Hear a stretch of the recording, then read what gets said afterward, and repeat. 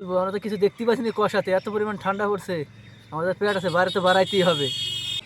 আমাদের শীতে চলাই যাচ্ছে না, না গেলে তো পেটের ভাত হয়েছে না, কাজ তো করাই লাগবে।